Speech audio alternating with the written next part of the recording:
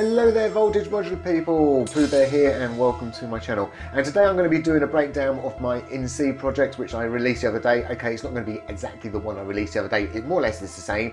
Obviously in this particular one I happen to be using Tiny Voice for my voices, where obviously in the project I released the other day I was actually using the instruments from Cherry Audio themselves. What we're actually going to, it's quite a big project and it's quite massive to be honest, but believe it or not, it's duplicated, so we're going to be concentrating really on this small area here and this little bit and this little bit here really. That's going to be the main concentration of what we're going to be aiming this particular video about, and then it's just a case of duplicating things out as many times as your system will allow it before your system falls over. So I think where we're going to start off, say with this video, is let's have a quick chat about In-C itself, what it's about, what we need to do, and then yeah, let's just jump in and see how this video goes. I hope you enjoy it. Okay, so for those who don't know In-C, it was written by Terry Riley back in the 60s. It has 53 patterns. Everyone starts on pattern number 1, but not at the same time. You'll kind of join in on pattern number 1, and then once everyone's playing pattern number 1, when you decide to, you can move on to pattern number 2 and you repeat that a set amount of times. And it's down to each individual musician to decide how often they're going to repeat the pattern. No one tells them. And then you move on and move on. You have other little rules, like you cannot move more than 2 to 3 phrases or 3 phrases in front. So if I was on pattern number 1, I can't go from pattern number 4 to pattern number 5 until that last person's moved on. And we all end up on pattern number 53. And then you just phase each of the instruments out. And it's that simple. We also have something which is called the pulse, which is like a metronome. I tend to usually make it with a nice piano sound along with a lot of other people, so you'll hear that dinging away. The other kind of recommendation from my point of view, especially using things like Voltage Modular and that kind of instruments, is have a couple of instruments which have a slowish attack. You're not going to hear them instruments on a number of the patterns because they're going too quick, but then they really shine through where we've got some very long notes indeed, and vice versa. I'll have quite a lot of pluck sounds, so the pluck sounds you hear quite a lot, especially with the fast stuff, but then when we've got these like long gaps, you're going to hear a little pluck and there's going to be a real big gap of silence. That's partly where the pulse comes in, which to keep things going along. But as I say, when you have these pluck sounds and then you have some of these slow attacks, it sort of gives a bit more movement to this particular piece. And obviously, if you haven't gathered, every time you play In-C, it's a totally different kind of rendition, and that's also true with the version that I've actually put together for Voltage Modular. So just swap out your sounds and you can get yourself quite a different sounding version of In-C. And that's one of the things I love about In-C is experimenting around with all the different sounds, and yeah, hopefully you'd get some enjoyment out of it too. So let's start building our In-C project, and I'm going to be using obviously a number of devices from the PoohBear Goodie Bag Bundle to actually do this.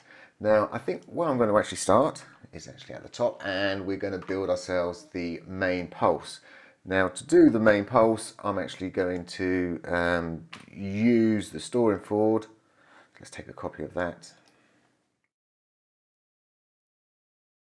I'm just going to wire it up very quickly, pitch a note. Going to grab yourself a keyboard and we're going to input one key. There we go. And we need to put that to eighths, because remember I said that the pulse is eighths, and now we just need to simply wire it up. So I'm going to control click the pitch and control click the gate, and I can quickly just then click the other gates, and you can hear instantly we got ourselves a pulse.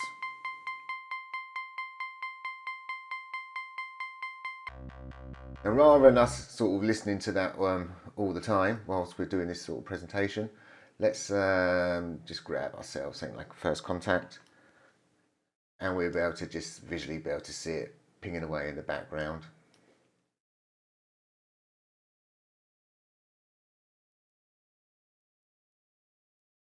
Okay, so the next part of the In-C project we're going to look at is, well, we've got to somehow reference our different patterns. And to reference that, we're going to use the flip-flop counter. So we've got ourselves a threshold here, and we can obviously push this up and down, so we could have this up to our, say, our 53, because we're going to have 53 patterns, so we can obviously use that as a threshold up there. For now, I'm going to pull this down because we don't want to be waiting for this to count round all the time to 53 to see things, so it's going to have it nice and low, and we push this up towards the end. So here's a nice simple counter, and we're going to, as I say, this is going to control which pattern we're going to be looking at. And remember, everything we're going to be building here, we're going to be duplicating out for per instrument what we wish to listen to. So okay, that's straightforward. So now we need a way to, as I say, we wanted to randomly increment this counter. Well, before I go down the random route, let's just split things down to say there's another rule which we've got to follow as well, which is we've got to follow the 1/8. So this counter's got to change on the pulse, so we keep everything in time. So what I'm actually going to do now is grab myself another counter. Quite straightforward. And what I'm going to do here is I'm actually going to wire this trigger to this gate. And as you can see, it's going to push this up just slightly. So fine, we've got this now counting around, and it's actually counting around on eighths. So that's a good thing. So when this counts round and hits its threshold, and we'll worry about the randomization bit in a minute, we want this to then trigger this device over here. Well, actually that's quite straightforward. Now remember, storing forward isn't just a sequencer or anything. I know I use it a lot for a sequencer. It is a voltage stepper. So being it's a voltage stepper, there's nothing going to stop me taking this volt out of here, because remember we're putting a high C in here, so this is about 4 volts coming out of here. So I'm just going to put that into B, and obviously if we come down and follow all the switches, we can see B at the moment is going to Y. Well, actually we don't want it going anywhere, so I'm going to turn that off for the moment. When it flips, I want it to go into the X, so that's X there. I'm going to take that and I'm going to put that over to the trigger over here. So when this flips, it's going to put the 4 volts through, it's going to come through, and it's going to trigger and put our counter up. So every time this goes round, our counter's going up. Great, that's what we're after. Actually, I'm just going to turn these off as well, just for belts and braces. It doesn't matter if they're on or off, they'll be ignored. That's cool, but at the moment this is going in a circle and going around and around and around. That's something what we don't want. Well, that's not a problem. We can actually put that into a forever mode. So when this now hits the threshold, it's not going to cycle back to the beginning. But the problem is the counter is still going up, even though we're now, as you see, going into the flop mode, which is the forever mode. But we're still counting up, and we don't want that to happen. Well, we can simply use these switches to control the trigger over here. So I'm going to take this trigger out and put it into, say, A. So at the moment, A on the flip will be going out of X.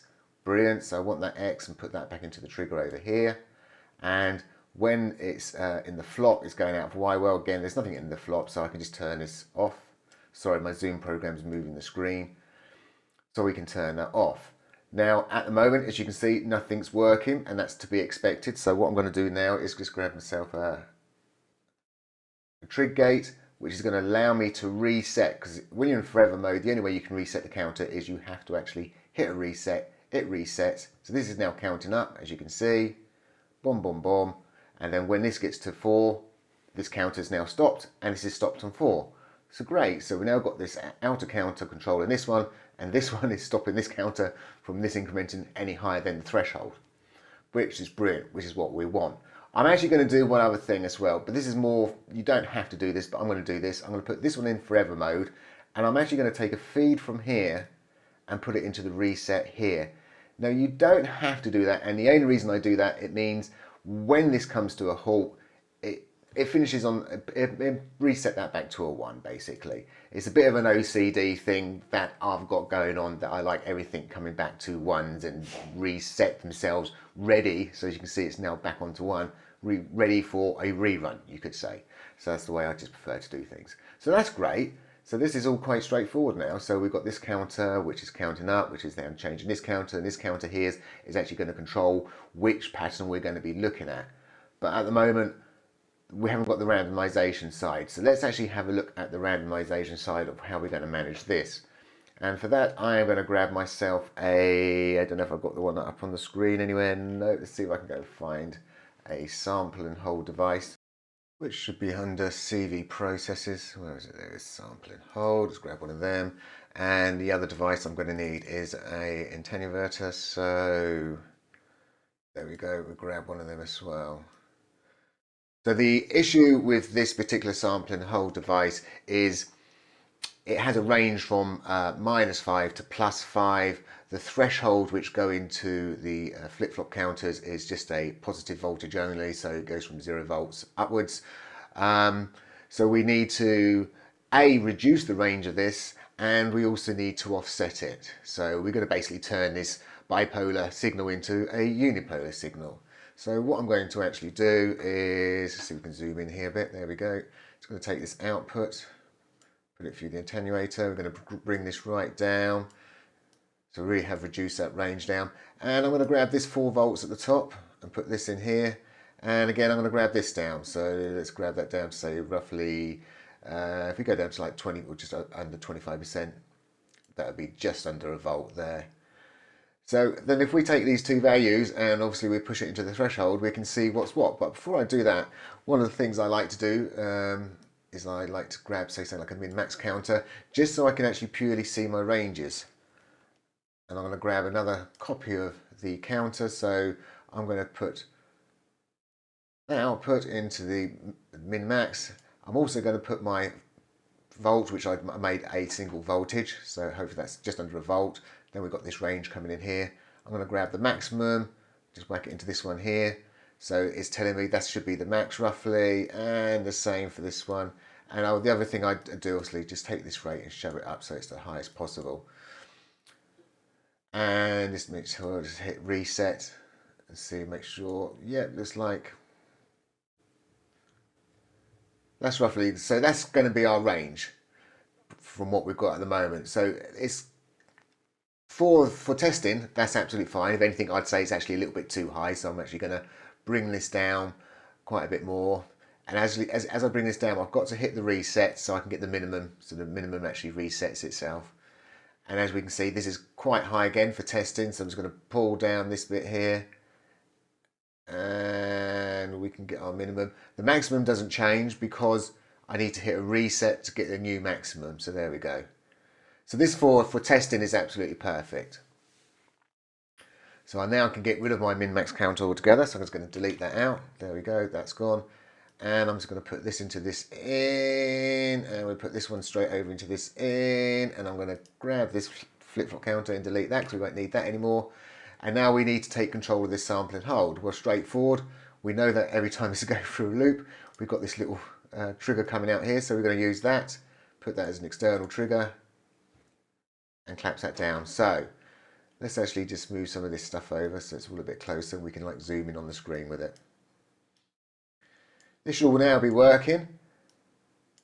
And so what we're going to do here is when we hit go now on this one, obviously it's going to reset the counter, which means it's going to open up this gate's going to open up, or this switch is going to open up, which will allow the trigger to go through, which will allow this to count up. When this counts through, it's going to open up this switch, which is obviously going to fire off a reset, because it resets that, it fires off a trigger, so it counts up this, and it's also going to fire off a trigger over to here to give us a new sample rate value. So here's our randomization per pattern. So let's quickly test that and hit our go. So at the moment it's at 30. So once it goes around its cycle again, it's going to come up with a new rate. There we go, it's now on 65, and so on and so forth. What I will do is I'm just going to increase this bit here just so we can speed things up ever so slightly. Another new one of 96. Let's increase it even faster. I'll slow it right down a bit. Oh, there we go. So it went to 19. I thought it was going to do that, and it's done a quick jump. So it's now obviously hit its threshold here of 4 and 4, so it stops that counter there, which is fine. So here is our randomization moving us through each of the patterns. Now the one thing we haven't talked about yet is the patterns themselves. We have not worked out or stated how we're going to get the patterns and how we're going to choose each of the patterns as we go through in turn. Well, for that we're going to use this device here. This is called Jazzy Jukebox. This is a MIDI file player basically, so it just plays MIDI files, but the big difference is you can load up 128 MIDI files at one time. It's designed to be mapped out across your keyboard, so obviously you play different notes on your keyboard, you will actually be recalling different MIDI files. You cannot play this, multiple MIDI files. I may look at a future version where you could do that, but at the moment you can sort of hit a key, it start playing the MIDI file. I can hit another key and it'll start playing that MIDI file, stop that one, start playing this one, and so you can jump around. And that's what we're going to use this for. So let me just zoom in. First of all, I'm going to load up the MIDI files. I'll do a separate video, obviously, about Jazzy Jukebox altogether. So here are my MIDI files. They start from P00, but I'll talk about that in a minute. So that is pattern number 1. And as we scroll down, we've got pattern 53. You may notice I've actually got 53 again, which is on P54. And I have this P55 and P0. Now P55 and P0 just happens to be an empty measure, so it's not doing anything at all, but it allowed me to start the process off, kick off all my Jazzy Jukeboxes, so I can start them all off. They'll all be sitting on P0, which is an empty measure, so they're not actually doing anything, waiting for their counter to count down to move them on to their next pattern, which would happen to be pattern number 1. So then start playing pattern number 1, do its randomization, what we wanted to, for it to come through right to the end. And then if you remember rightly what I was saying with NC, we all end up on P53 or pattern number 53, we all end up on that. And we also meant to be playing that and then we sort of drop out. So what I found a good way of doing this is, and I'm going to talk about blocking in a minute, I'm going to have a little bit of blocking and then I'm going to release the blocking and then allow pattern 54, which is 53 again, to play through normally, and then the instruments will drop out and they'll drop out into P55, which is again an empty measure, and we can stop it there. So that is the MIDI side of things, and to get that loaded up, all I have to do is make sure I've got P0 highlighted, click open, and it's loaded up all the MIDI files in that folder. So there you can see that is P55, which is slot 55. What we're going to do to control this is I have this 1 volt for 128. Now, just in case you're wondering, especially you Voltage Modular people, why am I using 1 volt for 128? I'm from the Reason world. I've been using Reason for 20 years, and this is the scaling we use. So I've kind of fallen into a trap of using it here, and it kind of made a bit of sense when I was using the scaling over on the flip-flop counters. Because if I was using a 5 volt sort of scale, which is quite normal, well, I can have up to sort of, well, if I wanted, say, a threshold of 800, you'd be looking at voltages of like 30 volts you'd be putting into this. I know it's all virtual and it wouldn't really matter, but it didn't quite sound right. So by having it as a 1 volt, and say I wanted to, say, have 600, I'd only be pumping in, say, 4.5 volts or something to get up there. But I'm going to take this output, and I'm going to put it into this input, and you can immediately see, because this is on number 4, we've now just jumped to slot number 4 as well. The other thing I like to do with Jazzy Jukebox is there's a repeat mode. So at the moment it's in a 1-shot mode, so I'm just going to put it into repeat mode, so it's just going to keep repeating it. So when we hit 0, we're now on pattern number 0, P00. It's now moved on to obviously slot number 1, which is P001. And if I just move the screen this way, you can see this counting up. So obviously when this gets to 53, it's going to move on to P003, which will be slot 3, so on and so forth. Another little thing about Jazzy Jukebox, so I don't want to get too much details about it, is this particular counter here, which you can see is actually in green. It's actually counted how many polyphonic notes there are within this file, and within C itself there aren't. It's all monophonic, which means we can use the monophonic pitch and gate out, and we don't have to go to MIDI back into the normal pitch and gate data. So we're not having to convert things. We can come straight from this. And actually, let's do that, shall we? So I've got myself my pitch. I can put my pitch over here. I've got myself some gate. I can put myself some gate information here as well. Now, where are we? We're probably going to have to do a restart, and let's see. Typically, it's gone on straight onto 99, which was that was nice of it, wasn't it? Could have done something a bit less.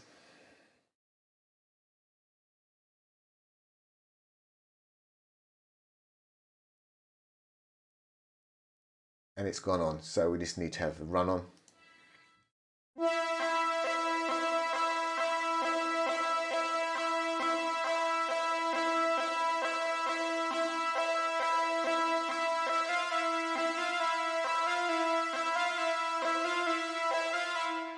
And I think you get the idea of what's going to go on and on and on. It's going to happen. So obviously this was got like a restart on it. So we'll actually have, when we're resetting this one, we're also going to have reset. Should have that on the reset as well. So that would be reset. These controls here I would put onto a performance button. So I'll actually come up with a performance button, because this offset here is global. And what I mean by global is I'll actually have that off to one side. As I say, we can have many instruments stacked up, and so I'll only need one of these offsets to offset one, but each of the sampling holes is going to be per instrument, and that is going to have its own, we're going to have to convert it itself. But if we control this by a global knob, we can obviously control them all at the same time with the global knob to set the range for all of them, and then we can set the offset for all of them. Because I say, so sampling hole is per device, whereas that constant figure is just going to be a global device, So excellent.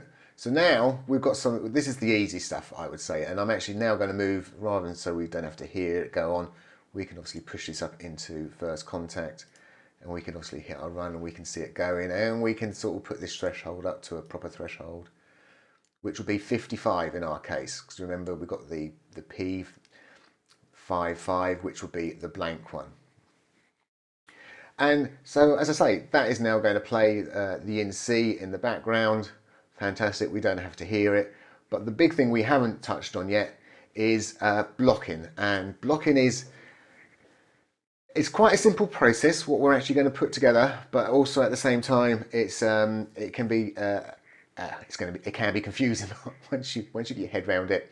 It is actually straightforward, because what we've got to decide on is where we're going to block. So let's think about blocking. So what I mean by blocking is we've got to stop this counter from counting up if it's so far ahead of, say, another instrument. So we've got another instrument which happens to say be on number 1, and we can't have this going over pattern number 4, so we need to block it on pattern number 4. And there's two ways you can do blocking. We can obviously block this counter from counting up, so we can obviously put something in between here to block this, or we could even block from this device from counting up this counter. So there's two different places. I prefer to put it on this one here, so I'm going to put a block between these two counters. And the reason I would do that is by putting a block in, this counter is forever going to keep counting up and going around. If, as I say, you've got to remember, you can have many instruments set up, but you say you've got, I don't know, 12 instruments set up, you might have 10 of them on the same bit of blocking, because we're waiting for one instrument to move on. And when that one instrument moves on, it frees all the blocking, and all these can go off. Now, these could be blocked for quite a long time, and then they're going to do their complete counter. So in this particular case, it'll start from 0 and count up to 109. Now it's gone to 106. Now, if we've blocked here, and this blocking is freed, these counters are already going, so as you can see, that was 106. We're already at 50, so the blocking's free, and we're now at 50. So we didn't have to wait the full cycle. So even if this has been waiting a long time, it's not waiting the full cycle, and it might be lucky enough to say, hey, look, I'm freed now. And there we go, the blocking's just been released.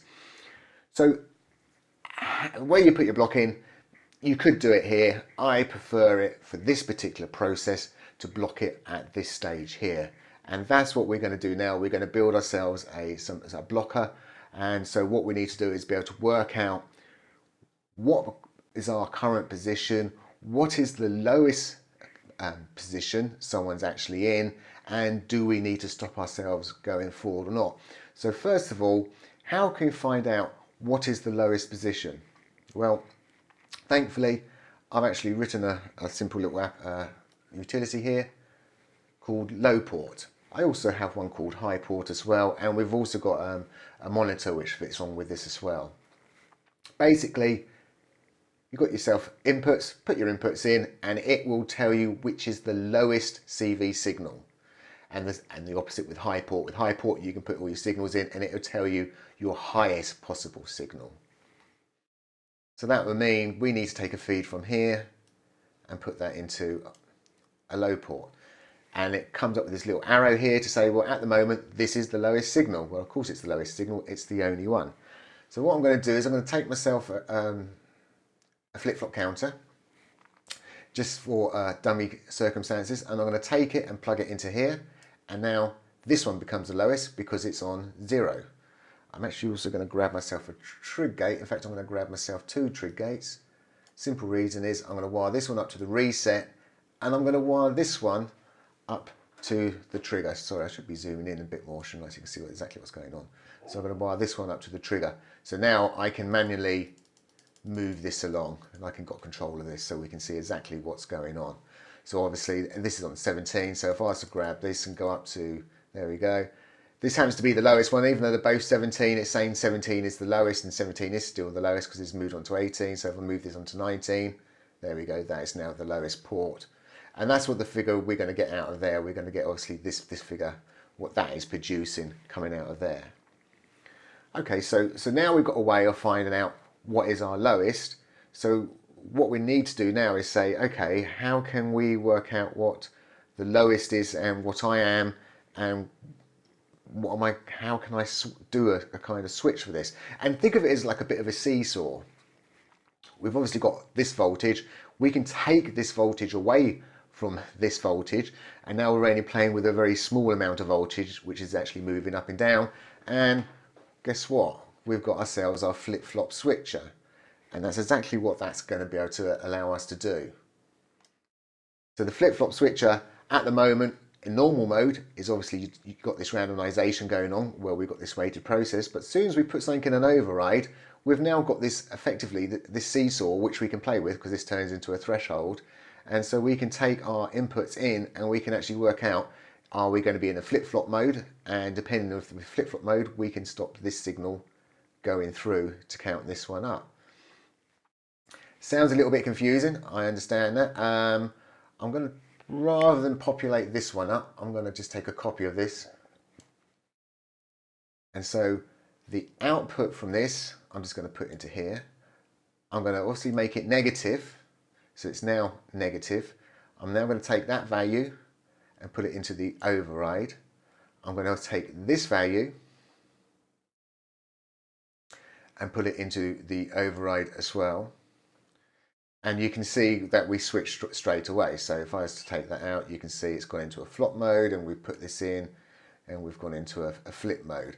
And obviously we can offset this and we can obviously change if it's in a flip or flop mode. At the moment, obviously I'm just going to unplug this trigger here. So that's going to stop the counter counting up. And what we want to do is we want to make sure it's actually going to flip-flop in the correct space. Because at the moment, yes, it has flip-flopped because of it's worked out the signal, but the signal for this actual threshold is not correct. Because, let's see if I can, I have to hold control down. I think it's control, isn't it? I can go small steps. Oh. We put in 0.02, that should be about right, because this is pumping out, this is, I say, it's a 1 volt, divide that by 128, so that's going to come out as like 0.078.125 or something along them lines. So we're going to want 3 of them, because we're going to be 3 steps ahead, so it's going to be over the point, be 0 to 1 sort of voltages we'll be sort of looking at and above. So having that there, that should be about right. So if I move this counter up, so we've now gone into the flop mode, and that's on, so I've got to use my fingers here to make sure I got things right. So 25, 26, that's correct. So if we get this onto 27, then we're going to want to block it. So when this goes on to 27, so we might as well let the counter go, we're going to block it. And in fact, let's actually do it for real. So at the moment, I'm going to put this into my A. Okay, this is going to go through, so I'm going to allow this signal. I'm going to allow this signal through. So let me get this right. I'm going to allow this signal through. So I need to put that on too. So I'm going to turn this off. Sorry, I'm getting myself ahead of myself. I want that on X. So this signal is going to go through. So that's on X at the moment. We're on flop mode. So when that gets to 70, oh, it didn't go through, and it should have done.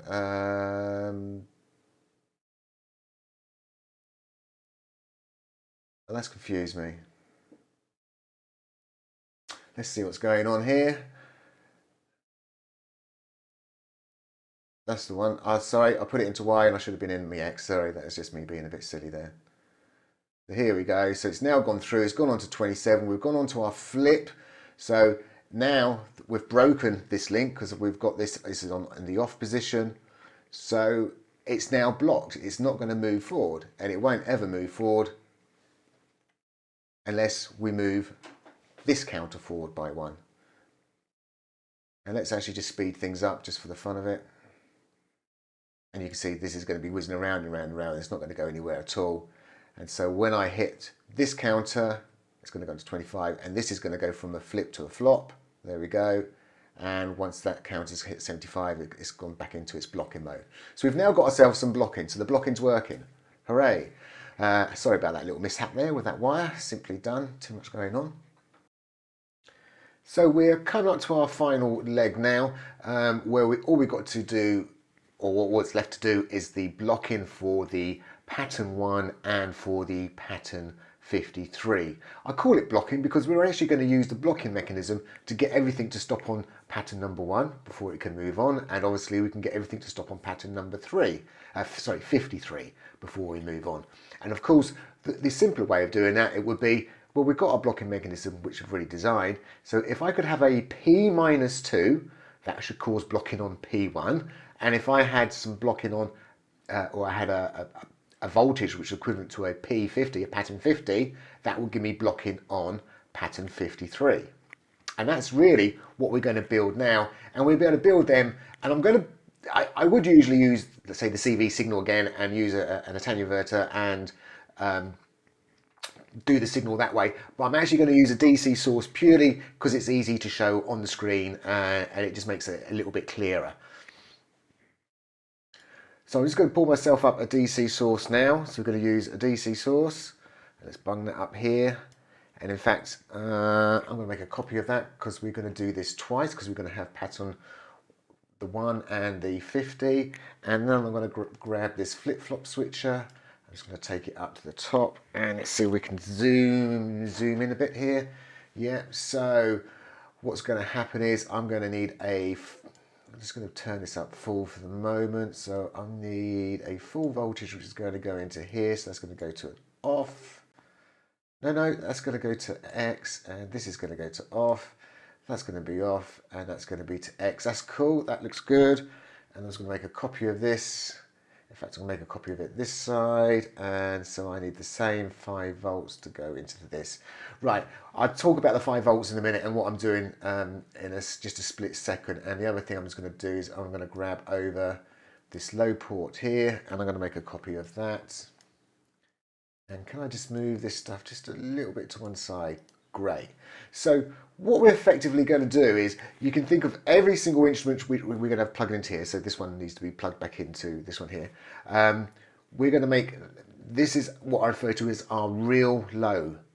And then this is going to be our fake one. So we're going to put fake signals into here. And we're also going to have our real signal coming into here as well. But our fake signal will obviously override our real signals. But we need a real signal to feed off. So it's no good putting it just into the fake and using it with the fake. We need a real signal to feed off as well. So the first thing I'm going to do, I'm going to take this output and put it over here, and then I'm just going to wire this up. So now this result, lowest one, will get fed into here. So this is the lowest one. And the way you read these meters is I always tend to work from here to this bottom one. It doesn't matter if I wire this into any other one, but it's best to wire it into this bottom one if you're going to use the index links. It shows this little arrow, which means, hey, this has got the lowest signal. We come up here and the arrow's up here, and it shows us exactly where the lowest signal is. So that's how you can follow it along. So it doesn't matter if you've got multiple inputs in here, just follow the arrows. As I was saying, we need to have the equivalent of a P-2 signal coming through this switcher, and we're going to have a P50 in this one. So what I'm going to do now is I'm going to have to zoom out and go and grab a calculator. And let's see if we can make this nice and big on the screen. So the first thing I'm going to do is divide 1 by 128, which is going to give me my 007 8125. So 1 divided by 128 equals, and I'm going to times that by 2 to start with. So this is a negative. I need to look at this figure and say that's a negative figure that I'm going to need. So I'm just going to move that off to another screen just so I can come over here and type that one in. So it's going to be a negative figure of minus 0.0156 will do. So I'm going to put that in there. So that's equivalent of a P or a minus P2. So I'm going to take that and put that into my A, and I'm going to take that and put that into my fake. This is my fake. Oh, that's interesting. Right. The reason it's flip-flopping at the moment is because, sorry, excuse me, I've got my calculator over on this other screen. The reason it's flip-flopping is because this has got a random mode. So we just got to take this output. So this is going to be our lowest, and we're going to put that into the override. And now we need to set our threshold. And our threshold we need to set in this particular case is anything above, yeah, anything above that, I would say. Let me put another 0 in just to make sure I'm nice and safe. So at the moment, this counter is well above it. So it's saying this is the lowest one. So let me just reset this counter over here. So we're going to hit reset. Now we've reset that counter, you may notice we've now gone into the flop mode. And we're now taking this signal's coming through and it's showing us the lowest. So if you notice the arrow's now moved up to here. So this is saying it's the lowest. Don't worry about that arrow there. This happens to be the lowest one on this signal path. Then the output's coming into this input and this is the lowest one. So now when we push this onto 1. Oh, sorry, this one on here. I'm going to push this onto 1. Great. This is now onto 1, which is put that into the flip mode. And if you notice the lowest, this is now the lowest one because this is now pushing 5 volts into here, and 5 volts we know is definitely higher than this voltage here, which is going to be equivalent of 0.0078125 because it's on number 1. Sad when you know these figures, I tell you. So I'm going to actually take this output now because this is our 53 one, and I'm going to push that across. And we need to get the calculator again. So there you go. I don't know every single figure off the top of my head. I do have to look at some of these things. I'm going to take the original figure and I'm going to times that by 53. There we go. We've got 414. And so I'm going to take this DC here and we're going to make this 0.414. So that's that voltage. That voltage is going, oh, sorry. No.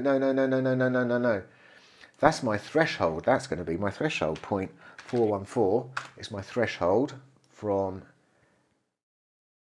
that output. And sorry, what I need is, I need to go back to that other original figure and times that by 50, because I need my P50. There we go, 0.39, that would do. 0.39 should work. So on this one here, I'm going to put in 0.39. So let me just have a quick look at this wiring. So I've just got to move the calculator off the other screen so it's filling the other screen. I can't see my hands. Right, so the wiring at the moment, so we need something in here. So that's going to be that one. So yep, that's cool. That's going to be my 50, which is coming in here. Great, that's coming through and that's going out into there. In fact, I'm going to move that one down just to give it a little bit of space. There we go. And obviously when it goes into the other mode, I've got my 5 volts going in. So that should work, and we can prove that's going to work by pushing, very boringly, just quickly push this up to above. So when this goes above 50, we should see this arrow change. So there we go. So it's saying this is now the lowest. To be honest, this and this are both the lowest. It's just the way things work out because obviously 50 it should be the lowest. So I'm going to go on to 51, 52, oops, didn't go, 52. And what we want is when this goes on to 53, I want this to go from a flop to a flip. In fact, I don't want this to go, yes I do, yes.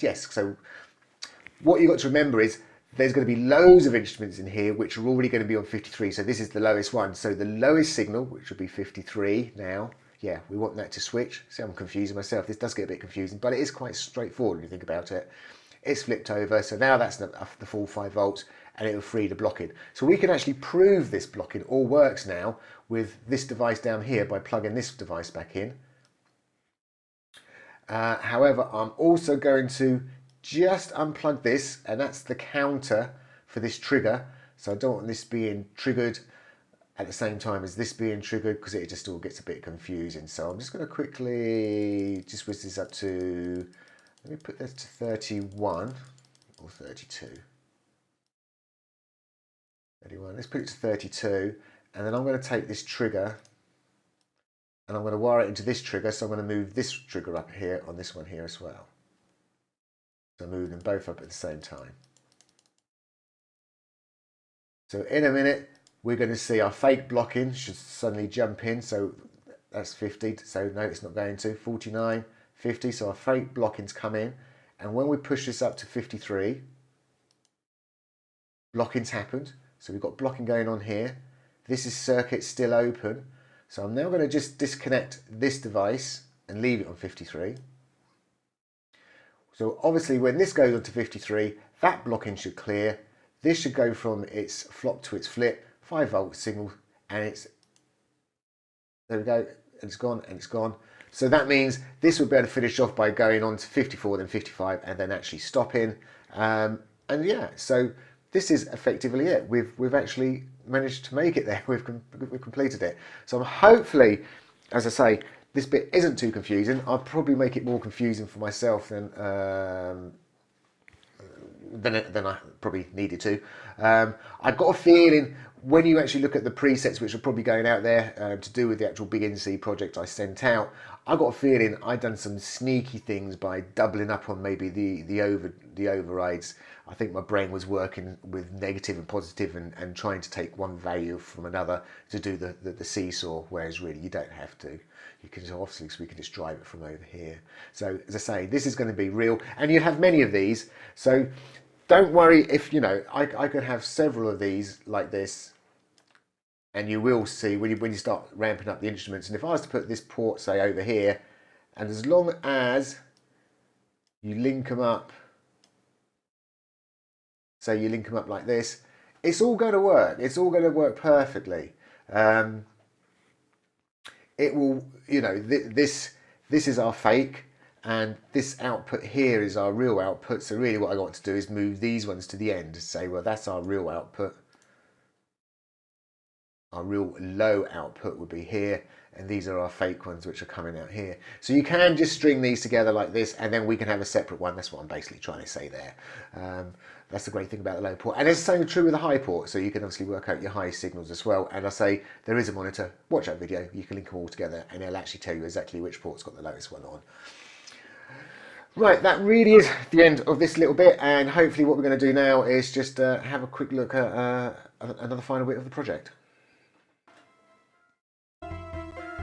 So we've brought it all together, and we've got some friends running with it as well. A big difference is obviously our first contact. What I've done is for per instrument, and if we come up here and actually zoom out a bit, you can see a lot more which is going on. So I've got a lot of different instruments going on. I'm using my in range, which I can obviously take. It doesn't matter where that range is, and I'm actually reducing it to per octave. So I'm separating each of these instruments into an octave just for the first contact, not obviously for the actual instrument, just for display purposes on the first contact. So that's why you can see all these displays going on. I've got a bit of panning going on, so I'm moving the instruments around, and obviously we're outputting the results. I happen to be using obviously tiny little, tiny voice, what's it actually called? Is it tiny voice? Yeah, I'm using the tiny voices to produce all the sounds in this particular one. And as I say, everything what we set up, that's what we got set up. So here's our main sort of blockers at the top, which was doing the P, from the P1 and the P53 really, so that's what that's blocking up there we're doing. So I said you only need that globally. This voltage here in the middle, as I say, I've wired up to performance, so I can actually readjust the amount of from the sample and hold, how wide a range it is and how offset it is. So you can actually see I'm going up quite a bit. I do like to go up into the 400s. It's something worth experimenting with, is to have a nice wide range as well. And it's also nice to have it just not very small. So there we go, I've got one there which is quite small actually for me, 41, so that's not going to go around that many times, but obviously I think because of the way the randomization is, it's going to tend to be higher. So this piece will actually last for around about 45 minutes to an hour. It could go for a little bit longer because of the way we've got things set up. But having a slightly higher, say random threshold, you can get some real nice results out of it. So I hope you have fun with NC. Playing around with it. Maybe one thing I didn't quite say about NC, I know I said every time I hit my go button, so once I reset this and go, I'm going to get a totally different rendition of NC, but it's a bit like a game of patience, I think, with this kind of thing, because you're going to get some which are going to be a terrible start, brilliant middle, could be a terrible end, it could be a brilliant end. Could be, it's going to be a mixed match, so you probably have to replay it several times and then you're going to find one which really does work. So it's worth hitting the record button or doing something else. If you ever wanted to save that, well, the record button is the best way of doing it. It's just obviously record it as you're playing through the different renditions. Anyway, this has been a very long video. So I'm even saying Windows now. God, I don't know what's going on with me. This has been a very long video. Thank you for sticking with me if you are still with me, and I do hope you enjoy the PoohBear Goodie Bag Bundle, and I do hope you enjoy some of the other modules which are here and realise actually what you can make with them, which is actually a very effective modular setup. So thank you for watching and bye for now.